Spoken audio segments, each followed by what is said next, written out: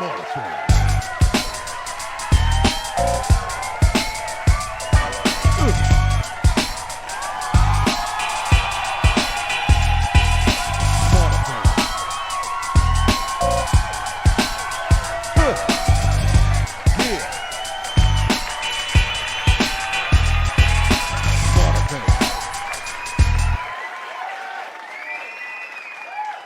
Hey everybody, welcome to another segment of Smarterfan podcast, where we bring you behind the veil of sports, business, and life.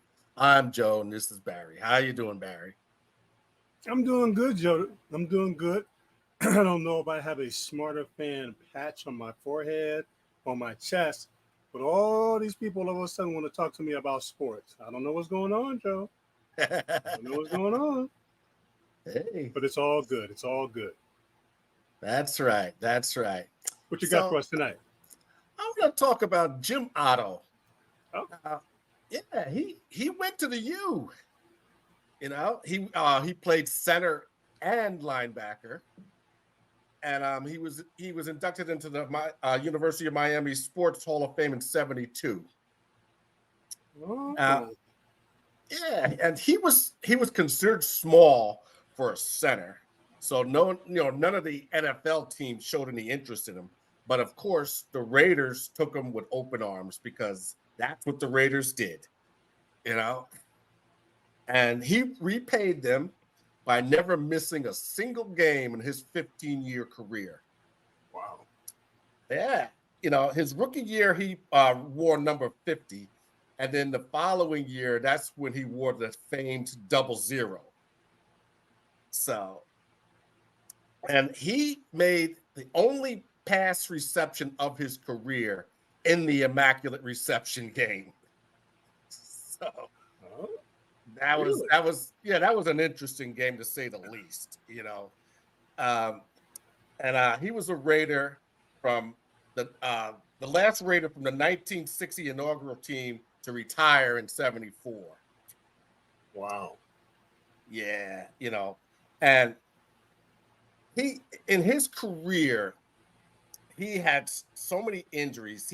He had 74 operations, including multiple joint replacements, and he said he had a few near-death experiences from complications from these operations, but he said that he had no regrets and he wouldn't have changed a thing.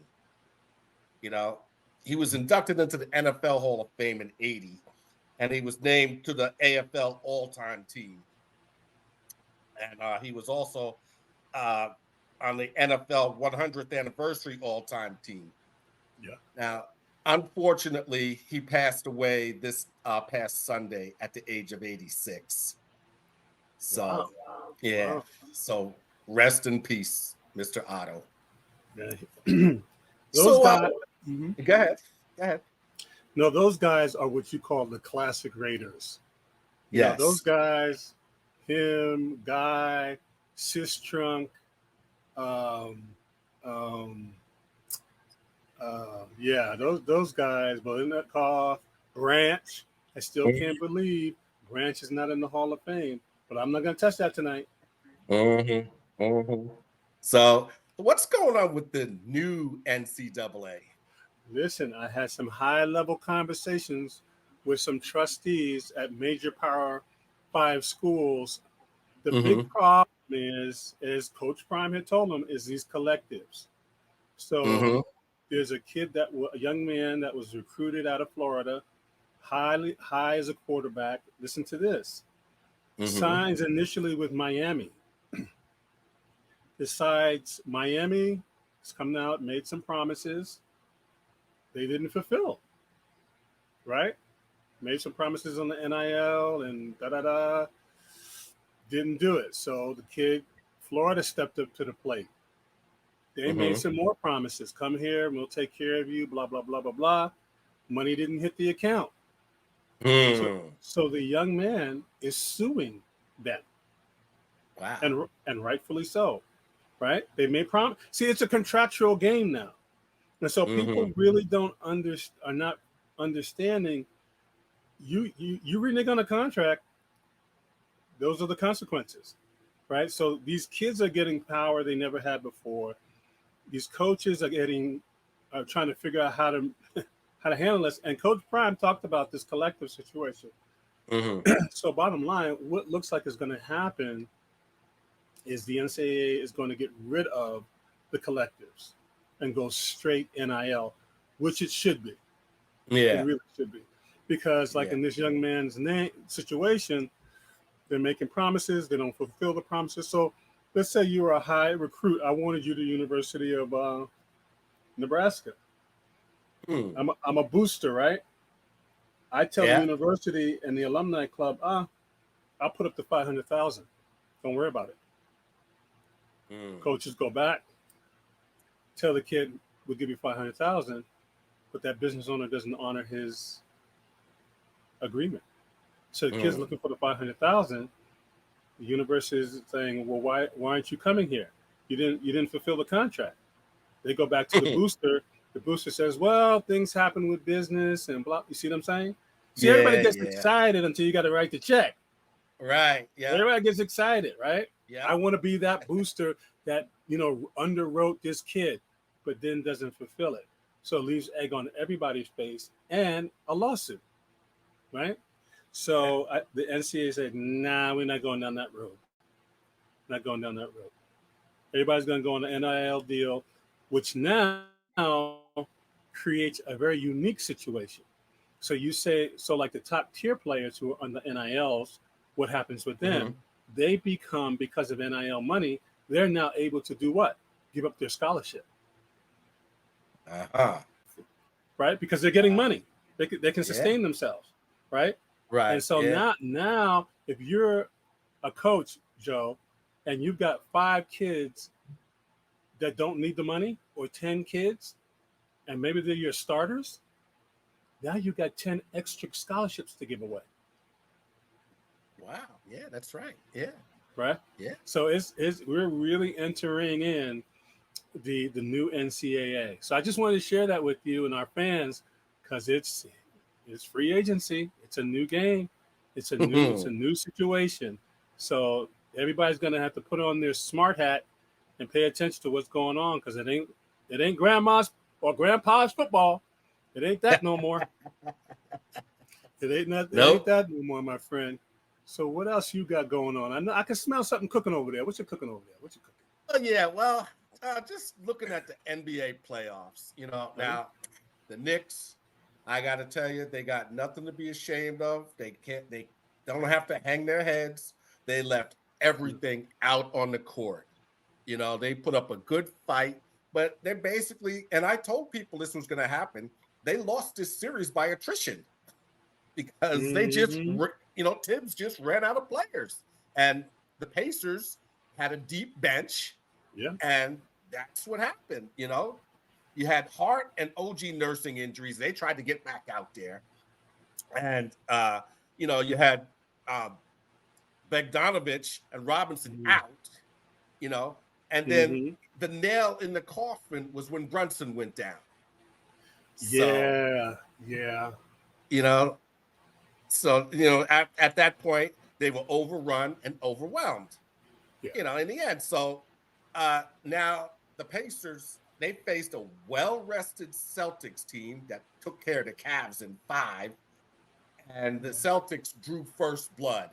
So now they're up 1-0 on the Pacers. But that's going to be interesting because now you've got the number 1 offense against the Celtics have a good defense. So that's going to be interesting. And Porzingis is supposed to be back for game 4.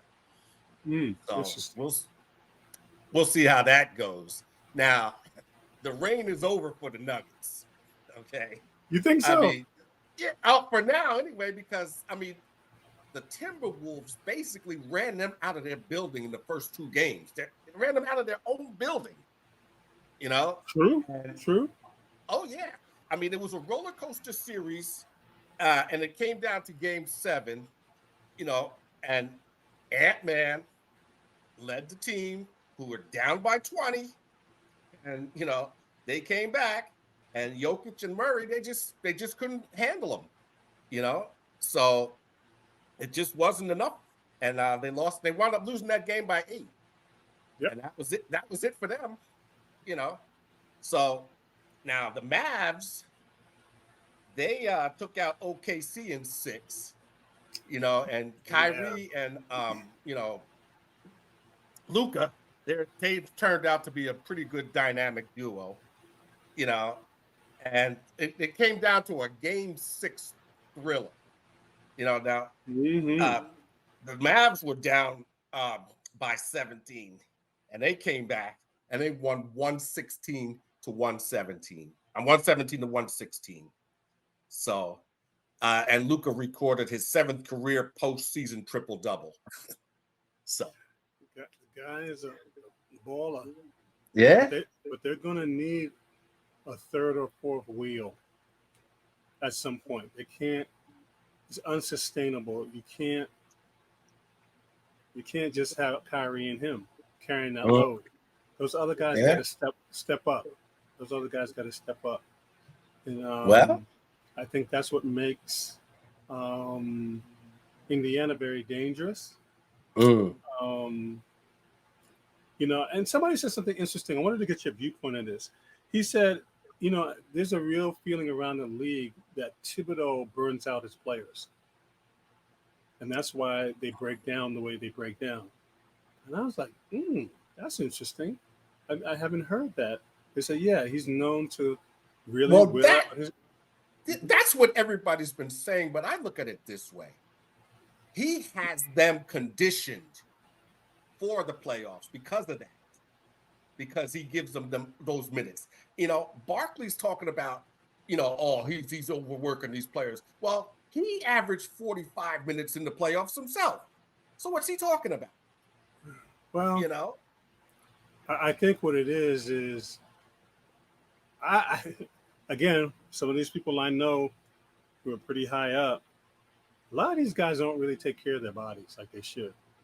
They really don't. Yeah. They really don't.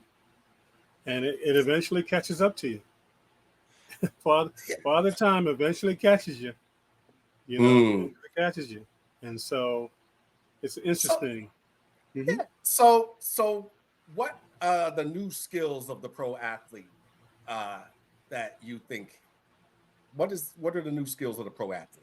I'm going to use this example. I got into a big heated discussion today about the kid from the Chiefs, right, who got in trouble with the car. Oh, yeah. Cam Newton chimed in on it. And Cam brought out some very good points about, guys, you got, see, there's a real need to help these athletes understand. Every 10 years, the person brought out to me, the league and ownership and contracts change every 10 years, right? And some of these guys don't realize that you got a window to get through. No matter how great, wonderful, successful, everybody has to go sometime. It's just a matter of when and how you're going to go. And I said, interesting. He says, now that kid has sent the wrong message. He said, think about it this way. You get drafted, Tyreek Hill is the number 1 receiver. Within a year, Tyreek leaves. You're not focused on doing everything in your power to be number 1. I think McCole Hardman left, went to Philly, which was a hot mess, came crying back. Unfortunately, they took him back. Wins a Super Bowl ring. Out of his own mouth, grass is not always greener, right? And again, the thing that Cam brought out, guys got to start looking through 3 different lenses. One, as an owner. What does that mean? As an owner, I got a minor league called the NCAA. So every year I got somebody bigger, faster, stronger, potentially to take your spot. Yep. Reality. You gave up Tyreek Hill. Nobody thought you guys would have a great season. Not only did you have a great season, but you went back to the Super Bowl and won it. Right? So there's no shortage of talent. But there is a shortage of athletes who truly understand the game they're in. You're replaceable. You need to maximize your money, your situation, right? Because at some point, no matter how great Montana, Namath, um, Starback, Bradshaw, no matter how great Brady, you got to go. So you need to start thinking about how do I make sure when I go, I can get to go hopefully on my own terms, and hopefully with Right. enough money to last me the rest of my life, which is what Cam was trying to bring out. It's no time to live out your fantasies of a 16-year-old. You're a grown man with a wife, girlfriend, and a baby. High school's over, baby. High school's over. Because you're in the pros right now, and you're caught between literally a rock and a hard place. One rock is at any moment you could trip over the stairs going to the practice field, career over. Yep. You could get injured in a game. Anything can happen. You could get in a car accident. You know what I mean? So he was just stressing out the importance for these guys to really understand, how does the owner see me? How does my coach see me? And what value am I bringing every day to the field? Or am I out here doing dumb stuff? Which means I'm potentially getting replaced. Yeah. Right? Definitely. I mean, you think about Snead makes some huge plays to put Kansas City into the Super Bowl. They don't want to sign him for big money. They have no complaints with him, but it was more of a business decision than a personal one. So he goes to the Titans and secures his future. That's what he was saying. You guys got to start thinking. You got to stop playing checkers and start playing chess. Well, speaking of futures, Juan Soto, he said that he would be willing to talk contract during the season, which is something that his agent, Scott Boras, that's not his philosophy. His philosophy is let them go to free agency and get all they can get. But he said he's willing to talk. And Hal Steinbrenner, he also expressed the fact that he doesn't negotiate during the year because he thinks it's a distraction. But he said this is a unique situation. So it's going to be interesting to see how that plays out and how deep Hal's pockets are going to be. You know, Hal got deep pockets now. That's for sure. But the guy across town has deeper pockets. So we'll see. But anyway, now Major League Baseball is looking at how the NBA employs load management. Now, as you know, I'm not a big fan of analytics. And they are saying that, they break down every move the players make and all of this stuff. Now, Buck Showalter had said that one night Brandon Nimmo had 2 doubles and a triple. Okay. Then the next day, upper management came to him and said, "Oh, well, you got to sit him down because he ran the bases too much last night. So he needs a rest." Now, Buck's like, what the hell are you talking about? What if the guy goes on a 5-game hitting streak? You got to sit him down because he ran the bases too much? These guys are professional athletes. They're supposed to be in shape. But that's my pet peeve with analytics. And, anyway. But no, I agree with you. Yeah. I think there is a happy medium though. But I agree with you. Yeah. Because you could take a guy out of a flow. Because that's how sports are. You get in exactly. the flow. You get exactly. In the, But it's analytics just they rule out common sense. That's the problem. Well, most of those guys never play. So Exactly. But this is interesting. Ken Griffey Jr., he's going to be the honorary pace car driver of the Indy 500. And he's going to be driving a 2024 Corvette, and he's going to lead the field of 33 drivers.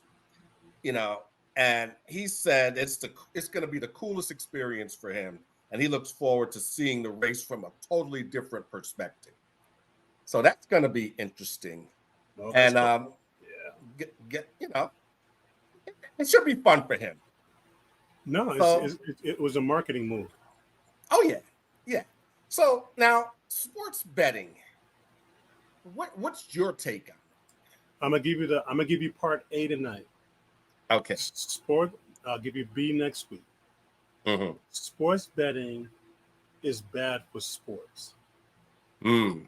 It's bad for sports because it presents an element that you really can't control from the Yep. athlete and from the people who can influence the game.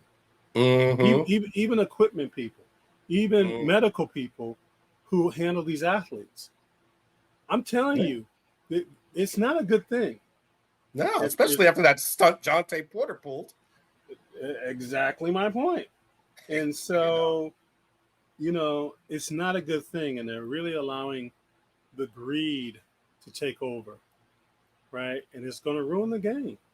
It's going to have a negative impact if they don't figure out a way to make it work. Mm. But it's just, I'm listening to the sports channel, and then they're giving me the under and the over in between, and it just don't feel right, man. It feels slimy. Mm. It don't feel clean. You know what I mean? Yeah. Yeah. Yeah, I'm like, nah, y'all try to slide it in there, or you got the little ticker going across the bottom. Nah, it's slimy, brother. That's all I'm gonna say on that. I'm gonna give you part B next week, though, good buddy. But it's not good for the game. Well, the NBA commissioner, he's talking about now trying to pull in the reins, on Yeah. it. But it's like the horse is already out the barn doors, So, To your point, yes, and to your point, no, because if it ruins the game, nobody makes money. mm. See, that's the thing.